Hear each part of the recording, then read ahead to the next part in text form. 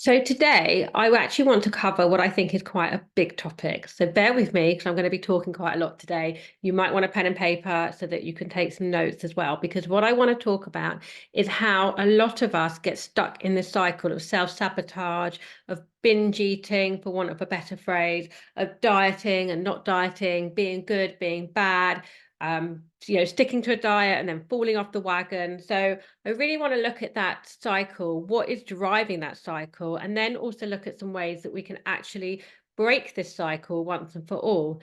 So I am going to cover quite a lot in this session. So who here knows that they self-sabotage and they want to break the cycle? Does this sound familiar to you? You're really, really good all week, you follow your diet and you're doing all your intentions, and then the weekend comes and it all goes to pot and you can't stick to a single plan. Or maybe even, before then, you start a diet on a Monday and by Wednesday night you're chugging down the wine and eating loads of chocolate from the sharing size packet, watching TV, and you just end up self-sabotaging, self-berating, hating yourself, and then just starting the whole process again the next day. So I think a lot of people are probably nodding away and saying that this sounds really familiar. I definitely hear it a lot in clinic. And I think that a lot of women, especially those in the Eat Better, Feel Better membership, I think a lot of us would say, oh, I know how to eat healthy. I know what a healthy diet is. But what they struggle with is sticking to their good intentions and not having these, big cycles of self-sabotage. And I think that these cycles are actually a lot more complicated than we give them credit for. I think on a very surface level, we just end up thinking to ourselves, oh, I've got no self-discipline. Oh, I can't stick to anything. Oh, I'm so rubbish. But actually, it's not necessarily about having discipline, and it's not even sometimes about having motivation. When you say you want to eat healthier or you want to lose weight, or you want to stick to a protocol that I've given you because you really want to resolve your gut issues or your hormone imbalances or your osteoporosis or high cholesterol, whatever it is, and that actually you need to stick to the plan and it's going to be much better for you if you do, and you have all these good intentions, but it's just so hard to really keep that momentum going and really stick to these intentions in the longer term. There's always like these two different voices on our shoulders. We've got the devil and the angel, the good girl and the bad girl, and these voices are constantly chatting in our ear. And it makes it really, really difficult. And it makes it quite, well, stressful as well. I think it's really quite stressful. So, what I want to look at today is where this comes from, but then also on a practical level, how can we actually break this cycle once and for all so that we can really clear this cycle of self sabotage, and really see genuine, positive, long term, sustainable progress in our well-being journey. So what I want to do is I want to go back a bit. If you think about it, when we were children, when it was our birthdays, we were given treats, chocolate, sweets, biscuits. If you go to a birthday party, it's full of sweets, biscuits, birthday cake, crisps, and if you were the mum that wanted to give everybody carrot sticks and cucumber sticks and hummus and, smoked salmon, it was like frowned upon. You couldn't do that. You had to, the kids all wanted their biscuits and their chocolate. When we were good, we were given treats as a reward, right? When we were kids, and that, our mums or dads would say, oh, if you're a good girl, I'll give you some chocolate when I get home. If we were sad, we were given treats, right? Oh, cheer up, here's a biscuit to make you feel better. When we fell over and hurt ourselves, yeah, again, we're given treats, right? We're given, oh, here's a biscuit to make it feel better. Here's, don't worry about your sore foot or your raised knee. Here's a chocolate. So what this has done is this has conditioned us. Obviously, our parents and carers, whoever it was, were well intentioned. But what this has done is that has conditioned us to find food as our default go to for all our emotions. So when we're happy, when we're sad, when we're stressed, when we're bored, when we're hurt, when we're angry, whatever the emotion is, we can probably think back to a time as children that we felt this emotion and we were given food to deal with it, to resolve it, to distract us, whatever. So you can straight away see where this cycle has possibly started from. And then we've also got, coupled with that, we've got this conditioning that, as particularly as women, we've had that we need to please. A lot of women feel like they have to be people pleasers. There's a drive to be perfect. So even if we wouldn't necessarily identify ourselves as perfectionists, we still feel on a subconscious level that we are falling short of the perfect people that we see on Instagram and TikTok and on TV. You watch an episode of Love Island and you see all these gorgeous toned bodies, and it's putting a lot of unrealistic and unreasonable pressures on us.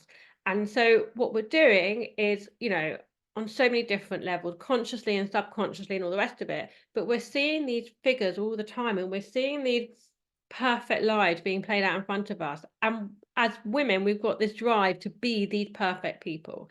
So we've got the combination of, needing food to, being our default go-to for whatever's going on in our lives, but also having this constant drive to, to trying to be more perfect, trying to live up to what we're seeing on TV. And, let's face it, falling short because these people just look unrealistic. And half the time, it's touched up pictures and it's not even real life anyway. But when what this is doing is this is driving this anxiety within us. We don't feel good enough, we feel useless, we're not perfect enough, all these different what ifs. If I did this, I would feel that. And so we've got this whole dialogue going on inside us all the time of needing to sort of live up to these benchmarks of what perfect humans are meant to be doing. But we've also got very stressful, very busy lives. And as soon as any kind of extreme of these emotions comes to the fore, so when, we have a stressful day, or we're feeling tired, or just the busyness of life is getting in the way, all these emotions become heightened. And so the thing that we're going for is food, because food becomes in our head the measure of comfort, security, usness that we're going to fall back on, because that's how we've been conditioned and that's what we've known our whole lives. And so we end up getting stuck in this loop. Not perfect, we must do better. We don't manage to stick it out. We feel very overwhelmed. We get very stressed. We need food to comfort.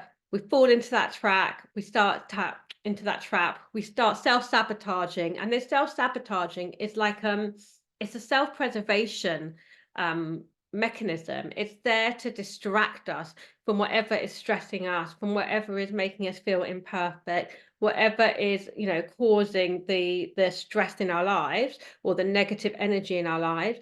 We are using food and self-sabotage to distract us and to bring us back into what we think on one level misguidedly is our comfort zones. We're human beings, and human beings are really, really genetically geared up to staying in our comfort zone. We always want to be safe. Your body, your brain's primary function from a evolution perspective is to keep us safe, to keep us alive so we can reproduce. So when we feel stressed, when we feel tired, when we feel life is full on, when we feel really happy, when we feel anxious, when we feel excited, it doesn't always have to be negative emotions, but when we feel any kind of extremes of emotions or any kind of external pressures or falling shorts, our brain takes us back to that comfort place, that safe place, and that is food. Does this all sound familiar? So what we do is we end up getting into this cycle of trying, failing, cross with ourselves, trying, failing, cross with ourselves. And we feel like we end up having this lack of follow through, that we're stuck in a cycle of reacting rather than actually progressing. So that's like the background. And that what I want to do now is look at where we are now. Okay. So when we're going through these cycles with this self-sabotage, whether it's before we've sabotaged or during or after, a lot of these thoughts that go through our head become very, very negative. We think we're useless. We think we cannot stick to things. We think we cannot follow through on our intentions and have the discipline like so and so on Instagram over there who's, slaying it every single day. And the problem is that these thoughts become the voices that we hear in our heads every day. And we are constantly communicating these negative thoughts inside our heads all the time. If you sit quietly and listen to the voice in your head, a lot of that voice can become quite negative. And the problem with that is that our thoughts become our beliefs. So the more you're thinking things, the more your conscious, your subconscious part starts to actually believe it. And this is the problem, that your negative thoughts become your beliefs. And so it just perpetuates this cycle even more. So the more you hear this voice saying, oh, I'm so crap. Look, I can't even do my diet for more than 3 days. Oh, I'm so fat. I look awful in this outfit. Oh, I'm so rubbish. I can't even make a proper dinner when I get home from work. Or whatever it is, whatever those negative things are. I mean, obviously, I always relate it back to food and nutrition because that's what I'm here for. But you could obviously put this into any kind of context, with whatever your relationships, with your jobs, with your any kind of part of what you're doing. But specifically looking at food with my examples. So our brain is kind of like on a psychological level split into two different parts. Okay, we've got the one part that wants to keep growing, to achieve, to go on this journey, to thrive, to experience everything, to look after itself, as the brain's primary function is, and to really sort of nourish the body and nourish the brain, nourish the mental well-being, the mindset, the spiritual side of things. That is our innately, that's what we want to do on a conscious level. The problem is the voice that becomes the loudest is our subconscious level. And the subconscious is the negative voice that we're hearing, is the voice that's saying, oh, you're so rubbish. You can't stick to this diet. Oh, look at you. You're not doing this. You're going to fail. What a waste of time. Why are you bothering? And so you've got these two different parts of your brain, and the subconscious part, the ego part, the part that speaks the loudest, is the part that we tend to hear the most. And our conscious part, which is the part that understands that we want to protect our body and do the best by our bodies and look after our well-being and our physical bodies, becomes quieter and quieter, and in the end we just don't hear it.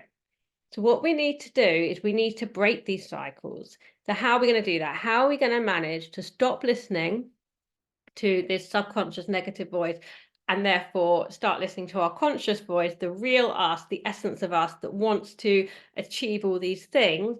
And how can we get that voice to be the prominent voice in our heads? Okay, the conscious part of your brain is a little bit like a muscle.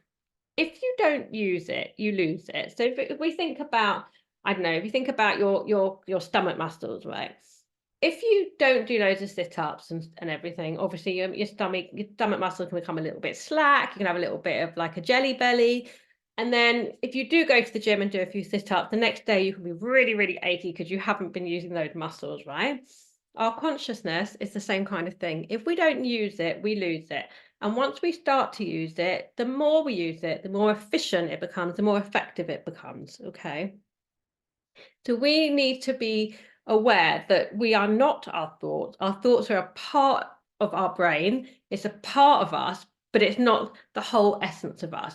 So we need to separate the inner voice, our conscious voice, from our subconscious voice, which is the louder negative voice. Okay. So what do I mean by that? Right.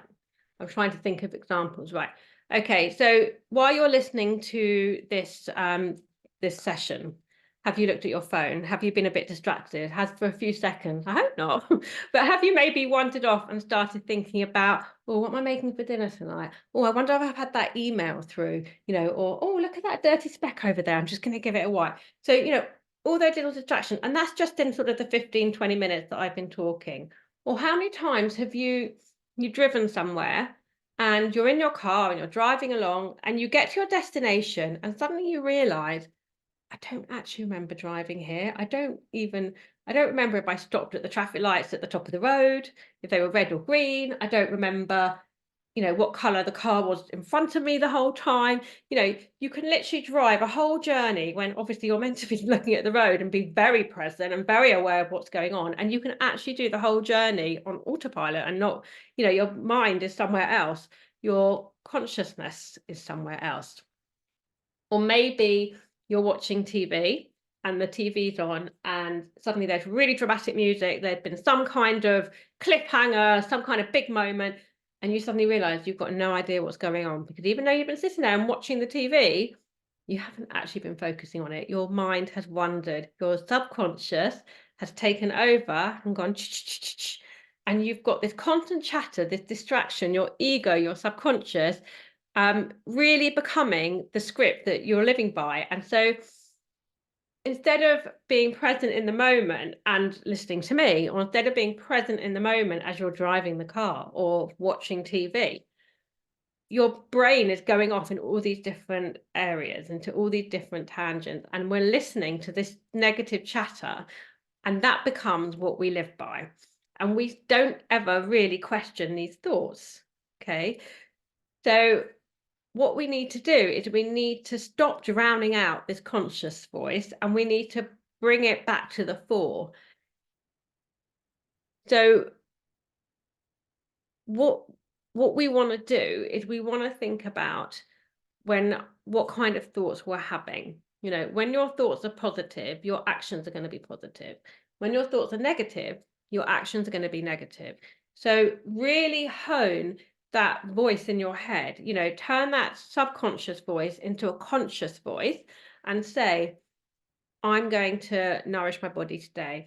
I'm going to give my body what it needs today. I'm going to appreciate my body today. I'm going to say no to something today that doesn't work for me, that doesn't sit with me, that doesn't fit my values, my wants, what I need in my day to day. So when you start to tap into this conscious self, you start to really hear this true voice, this voice that doesn't want you to mistreat your body, that doesn't want to numb your mind, that doesn't want to create this damage in your body. It wants you to love your body. It wants you to nourish your body. So, and I don't just mean physically, I don't just mean what you're eating, but I also mean, from a spiritual perspective, from an emotional perspective. So this conscious voice is the voice that we really need to bring back up to the fore. When you listen to this conscious voice, you really start to get a real clarity. You start to have self-awareness, you start to have control, and you start to have intention. And that is what breaks this cycle of self-sabotage and of like the binge eating, eating bad food, not getting good sleep, not feeling good. Okay.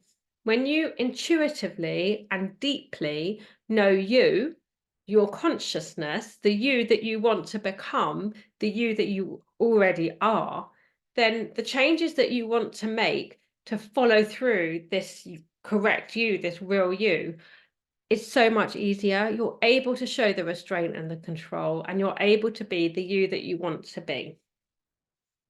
Okay. So that's what I want you to be aware of. I want you to think about these two different parts of your brain. Your subconscious brain, which unfortunately is the one that's too loud, is your ego, it's the negative voice, it's the voice that keeps telling us we're not good enough. And I want you to focus on your conscious voice, which is the essence of you, which is the part of you that wants to be the best version of you. Okay. So now let's talk about how we can put these thoughts, these concepts into action to actually break the cycle of self-sabotage. Okay, so these are where I'm going to give you some really practical tips to really start thinking about how you self-sabotage and how we can break this cycle. All right. So I think that if you consider the times that you tend to self-sabotage, the times that you tend to fall off the wagon, it all goes to pot, binge eat, whatever you want to call it. If you think about these times, they're very often around the same sort of time or times, if it's multiple times of day. So this is because we're very often, as I've said before, living on autopilot. We're driving the car without really looking where we're going. We're watching TV without really listening to what's being said. So, we live our life on autopilot. We all go into the bathroom and brush our teeth. We stand there for 2 minutes brushing our teeth. What have we done in those 2 minutes apart from brush our teeth? You know, the mind's gone off, the monkey mind, busy, busy. And we haven't really been thinking consciously about brushing our teeth. We've just done it, right? So this is what we're doing when we're self-sabotaging. We are following paths that we follow daily. We're following habits. We're doing things on autopilot. We're not being aware or present while we are doing these things. Okay.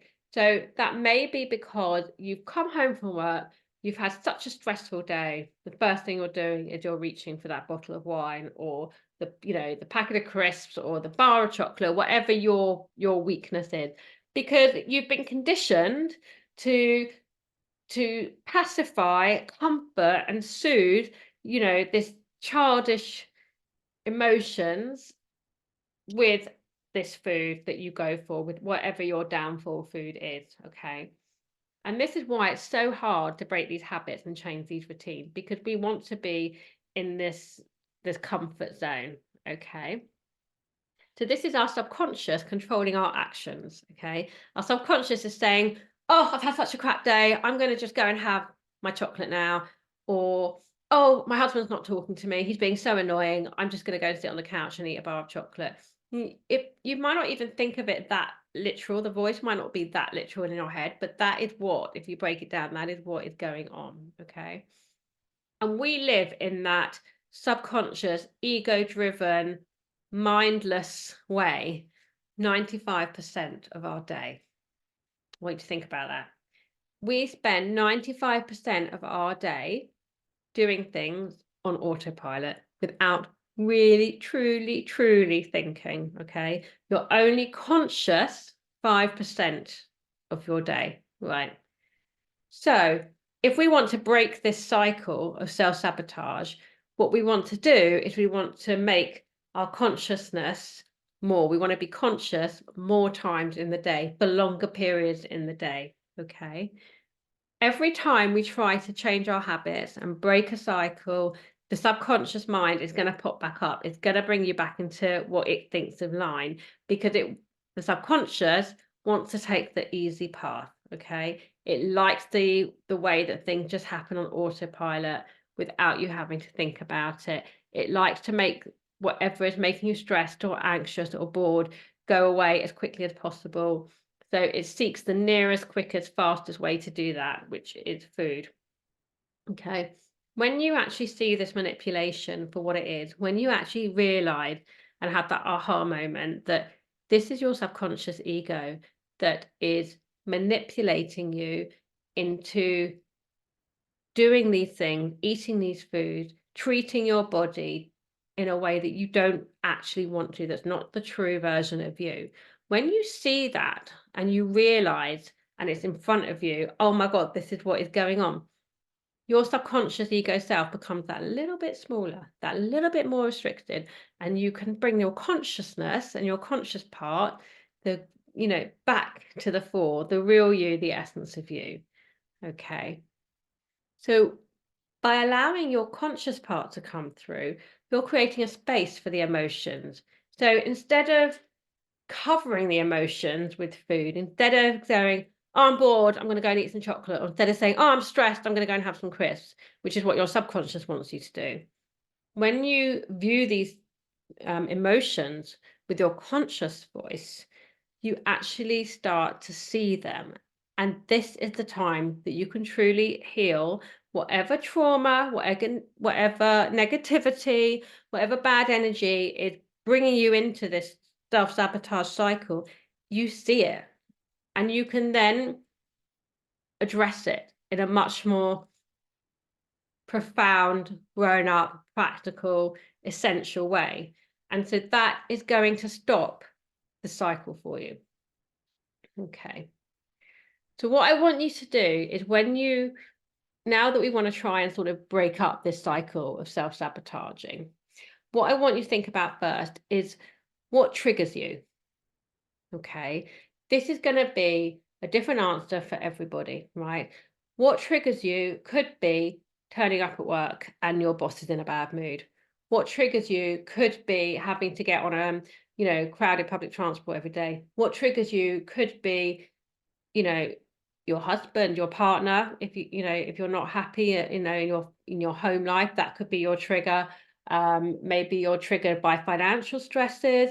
Maybe you're triggered by relationships with not just necessarily your partner, but maybe parents, friends, siblings, children, whatever it may be. So you've got to really think about where your triggers are, and this is going to be very personal and very individual.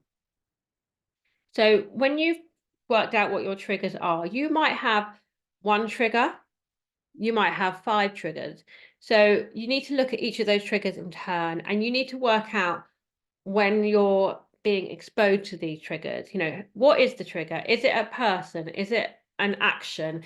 Is it a situation? Is it a place, an environment? What is the trigger? Or maybe it's a time of day.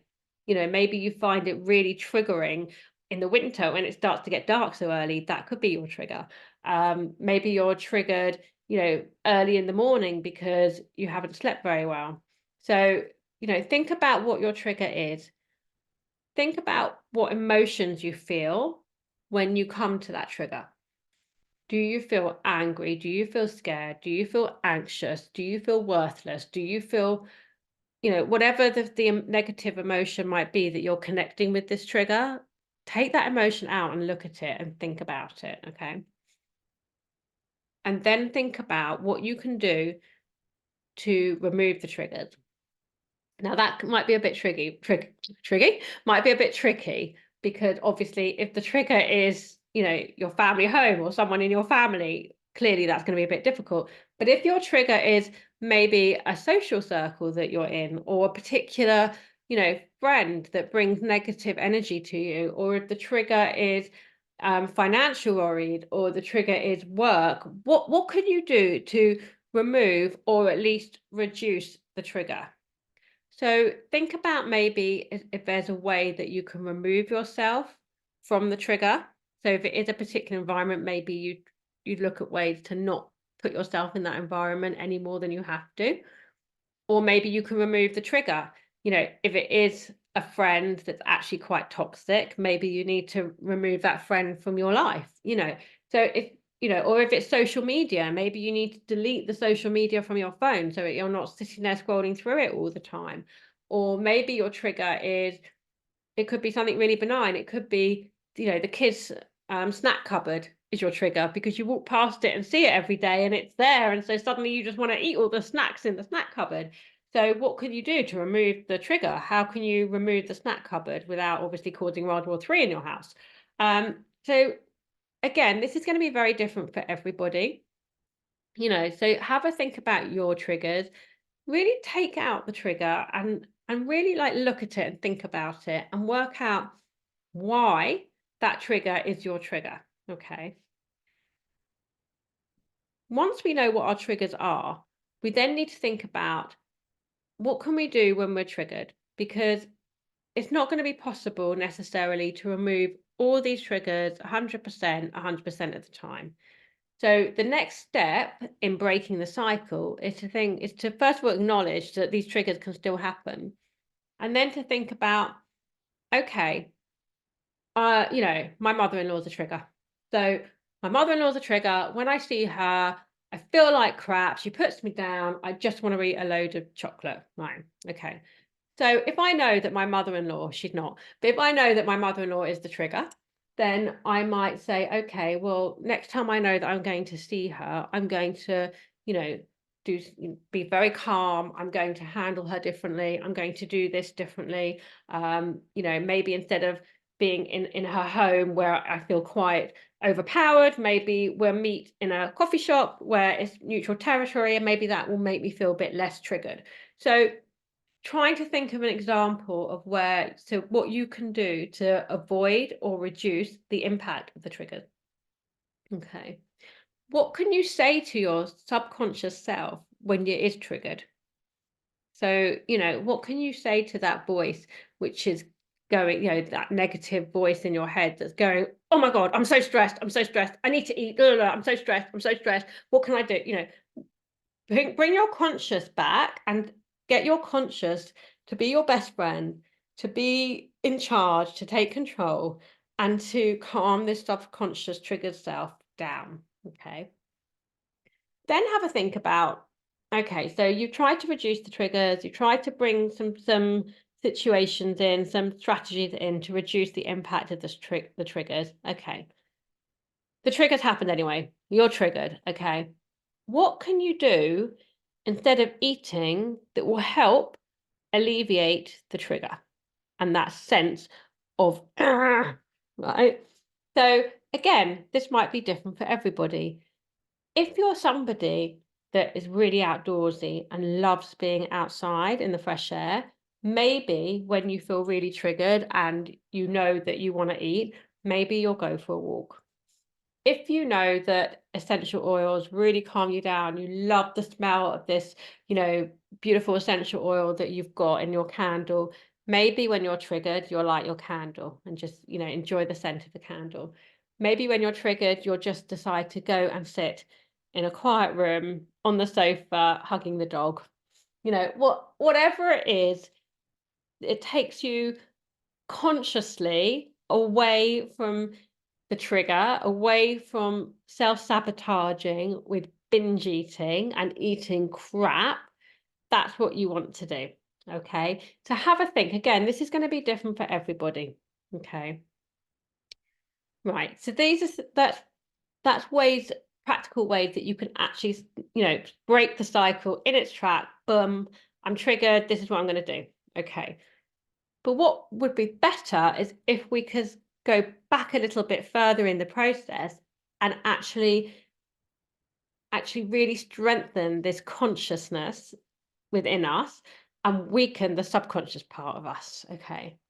So how can we do that? How can we become more conscious so that our conscious self becomes the dominant voice in our heads? Okay. So the way we do this is really by being present. Okay. So it sounds, a little bit woo-woo, but it is literally doing things that are going to make you feel present and back in the moment. So as an example, when you're driving that car on autopilot and you get to your destination, you don't know how you got there. Actually, in the ideal world, you would have been present that whole journey and you would have acknowledged and seen and been aware of every traffic light, every car, every pedestrian, all that kind of stuff. So that's what we want to do. You want to take the time to be present.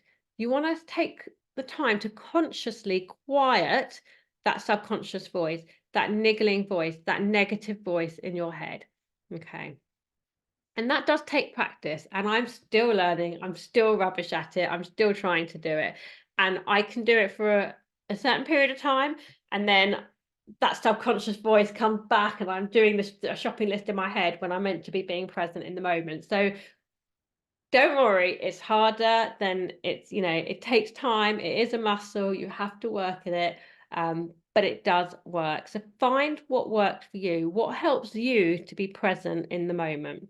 So, of course, a lot of studies show that meditation is great for helping you to be present in the moment. Meditation connects the brain to the vagus nerve, to the whole body, and it's a real way of becoming very present. But meditation is not for everybody. I do promote a lot of breath work, Eat Better, Feel Better. I've got a section with some breath work tips on and deep breathing exercises. And, breath work can be really helpful and it doesn't have to be complicated. It can literally be sitting somewhere, whether you're in the car, whether you're, sitting on your bed, on the sofa, standing in the kitchen, waiting for the kettle to boil, whatever it is. It could just a matter of taking a few very slow, very deep, very conscious breaths for a couple of minutes, maybe all it needs for you to have that moment of feeling present. Maybe it's having a bath, maybe having soft lighting and nice smelling bath oils and, being in the warm water. There's no TV, there's no noise, there's no book, there's nothing. You're literally just lying there and enjoying the moment, enjoying the present of being in the bath. Okay. So that can be quite an easy, gentle way to practice being present. Another one could be going on a walk. If you do like being in nature, going on a walk and feeling the breeze on your face, hearing the birds, hearing the crunch of your feet on the leaves, whatever it is, but being present on that walk can be so beneficial. It can really help to train that muscle for you. Okay. So what you need to do is you need to create a daily space to be present.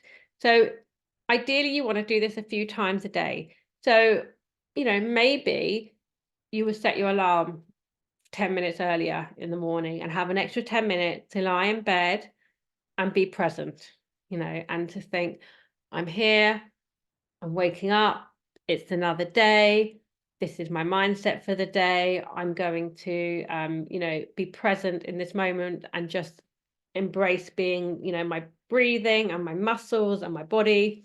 So, maybe you'll do it when you wake up. Maybe you can go to bed 10 minutes earlier and do it, do it when you go to bed. Maybe you can do it when you get home from work, or do it, like I've said before, when you're sitting in traffic, or, you're waiting for the kids to come home, but find time to be comfortable sitting with yourself on your own in silence. We're not very good at that. Okay. We think that if we're sitting still doing nothing, we're being lazy, right? And so we associate being present with being lazy. It's like a negative connotation, right? That's rubbish. That's your subconscious trying to pull your conscious down so that you don't do it. Okay. That subconscious is tricky, right? It's conniving, it's sneaky, right? Get comfortable sitting with yourself. It is okay to sit on your own for a few minutes, 5 minutes, 10 minutes, an hour if you've got it and you want to. It's okay to sit and just be. Okay. And that is going to really help you to dig deep into your conscious voice. All right. And it does take practice. It does take patience. It does take time. It is like a muscle that you have to work. But once you start to hear this conscious voice, when she starts to talk to you and you have this inner calm, that is what is going to keep you on the path of your intention. That is what is going to keep you on track. That is what is going to quiet that ego, the negative voice, the subconscious voice, the voice that is driving you to self-sabotage. Okay. Your conscious voice doesn't want you to self-sabotage. Your conscious voice wants you to succeed. Okay. So just try getting comfortable with being present with yourself. Okay. When you're actually at the point that you're going to self-sabotage, okay, and you're going to eat the chocolate or the biscuit or the crisps, whatever food, whatever your weakness is, whatever your downfall is, um, that is the time when you want to switch on that present state. That is the time when you have to become aware, okay? Pull yourself back into the present, okay? Reduce the distractions, really focus on what you're eating. All right. So, and I would suggest that you do this with every meal. It's not about being controlling about what you're eating. It's not about being restrictive with what you're eating. That's not what I'm talking about. What I'm talking about is being aware of what you're eating, being aware of the choices that you're making and why you are making those choices. To really think about what you are eating.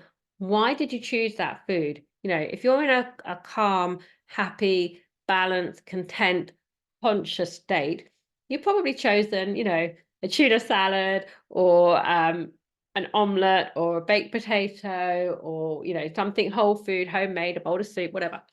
If you're in your subconscious, stressed, anxious, angry state, you've probably chosen biscuits, chocolate, cake, whatever. So really look at what you're eating and think, why did I choose that food to eat now? How hungry am I? Am I actually hungry? Am I eating this because I'm hungry? Or am I feeling something else right now? Am I eating this because I'm feeling something else? So really want you to spend a few seconds, that's all it is, just being present with your food before you're eating it, okay? Particularly if you're about to self-sabotage, but you could do this, all the time with all your food choices. Look at the food that you're about to eat. How does it look? Let's face it, if you're eating a salad or, a piece of fish with all roasted vegetables or whatever, it's going to look vibrant, it's going to look colorful, it's going to look bursting with flavor, it's going to look bursting with goodness. You just know that it's full of nutrients and nutrition, and it's going to make you feel really good, right? And it's giving you what you need. It's all from nature and it looks lovely. If you're looking down at a bowl of cereal or a bar of chocolate, it's beige, okay? It didn't grow on a tree like that. It's been manufactured, right? We know that these ultra processed foods are full of chemicals, they're full of anti-nutrient, there's very little nutrition in them. I mean, don't get me started on if it says high protein or high fiber, because it still means it's full of sugar and chemicals and emulsifiers and fats and la la la. So really look at the food that you're eating and really be aware of it before you put it in your mouth, okay? And I want you to think, is this food serving me? Is this food bringing any benefit to me? Is this the type of food that I want to eat in my conscious self? Okay. And don't get me wrong, I'm not saying you can never eat a bar of chocolate because, oh my God, how lucky are we that we can, have pleasure from food? So, absolutely, if you want that bar of chocolate, you've gone through this process and you've looked down at this bar of chocolate and you're like, oh, do you know what? I really fancy this. Enjoy it, eat it for goodness sake. Life's too short. Have the piece of chocolate. I'm not saying you can never ever eat it. I'm just saying, eat it consciously. Eat it because you've chosen it. Eat it because you want to eat it. Eat it because it's bringing something to you, whether it's nutritional benefit or pleasure benefit or whatever. You're eating it for a reason, a good reason. Okay. So that is going to help you to break the sabotage cycle. Okay. Now I want you to look down. Okay. So you've got the food in front of you. I want you to say it to yourself, in your head, or if you're on your own, you can say it out loud. I am eating whatever it is. Okay. So again, it's bringing that awareness, it's bringing that present moment to what you're eating. If you're eating, a big fresh rocket salad, say it. If you're eating 3 biscuits, say it. But be specific, okay? Be really aware of what you're eating. If you're eating 3 biscuits, or you've got 10 biscuits in the bowl in front of you, or you've got a whole packet, acknowledge it, okay? Look at it and say, right, this is what I'm going to be eating, right? And just check, is this what I want to eat? Okay, right. Now you're eating it, okay? But you're eating it from a conscious point of view. You're eating it in a focused way and you're eating it with intention, okay? Now, while you're eating it, I want you to really feel the food in your mouth. How did it feel? Is it crunchy? Is it soft? Is it chewy? Is it mushy? Is it dry?